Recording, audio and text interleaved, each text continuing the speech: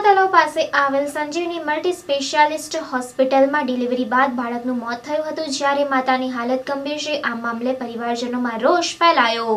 વડોદરાના આજવા રોડ પાસે બાકરોલ ગામ ખાતે રહેતી 22 વર્ષીય ભૂમિકા ભાલિયાને પ્રસૂતિની પીડા ઉપડતા ડિલિવરી માટે સોમા તળાવ પાસે આવેલ સંજીવની મલ્ટી સ્પેશિયાલિટી હોસ્પિટલ ખાતે લાવવામાં આવી હતી, જ્યાં ડિલિવરી બાદ બાળકનું મૃત્યુ થયું હતું। જો કે હોસ્પિટલના તબીબોએ આ વાતની જાણ પરિવારજનોને નહીં કરી બાળક વેન્ટિલેટર પર હોવાનું કહ્યું હતું, જેને લઈને પરિવારજનોએ હોસ્પિટલ મેનેજમેન્ટ સામે આક્ષેપ કરી પોતાનો આક્રોશ વ્યક્ત કર્યો હતો। ડોક્ટર પર આક્ષેપ કર્યા હતા કે બાળકના મૃત્યુનું કારણ ડોક્ટર છે।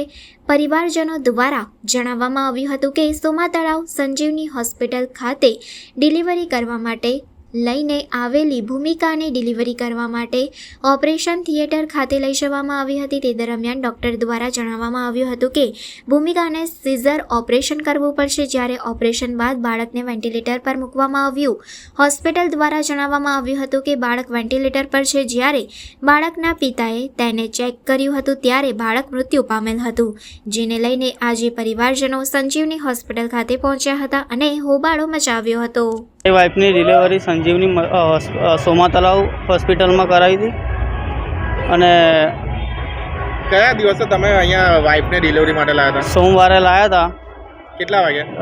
4 વાગે જેવું લાવ્યા હતા। અને કેટલા વાગે ડિલિવરી થઈ? ડિલિવરી 5:30 જેવું થઈ હતી। પછી શું થયું? પછી ડિલિવરી 5:30 જેવું થઈ, પછી સીઝર કરી દીધું। સીઝર કર્યા પછી બાળકને કાચની પેટીમાં મૂકી। બાળક જ્યારે બતાવવામાં આવ્યું હતું ત્યારે બાળક લાગતું હતું જીવતું છે? એવું નહોતું લાગતું।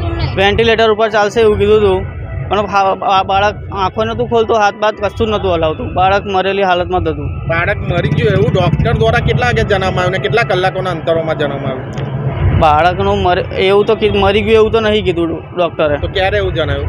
ખાલી બાળકનું હલન ચલન કશું જ નથી એવું કીધું, વેન્ટિલેટર પર રાખશું એવું કીધું હતું। તમને ક્યારે ખબર પડે બાળક મૃત્યુ પામ્યું? મને તો કેટલા કલાક પછી તમને ખબર? મને તો તૈયારથી જ ખબર હતી કે બાળકમાં કઈ જ નથી। પણ ડૉક્ટરો દ્વારા ક્યારે જણાવવામાં આવ્યું? ડૉક્ટર હમણાં સવારમાં 5 વાગે જેવું જાણવા મળ્યું।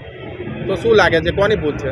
ડૉક્ટરની જ ભૂલ છે, તમે એના માટે પોલીસ ફરિયાદ કરી છે। અને મારી વાઈફ SSG હોસ્પિટલમાં છે, અત્યારે ક્રિટિકલ એ છે, હાલ ગંભીરમાં છે। તમારી કે ડૉક્ટર પર ફરિયાદ ડૉક્ટર પર કાયદેસરની કાર્યવાહી કરવી જોઈએ। શું નામ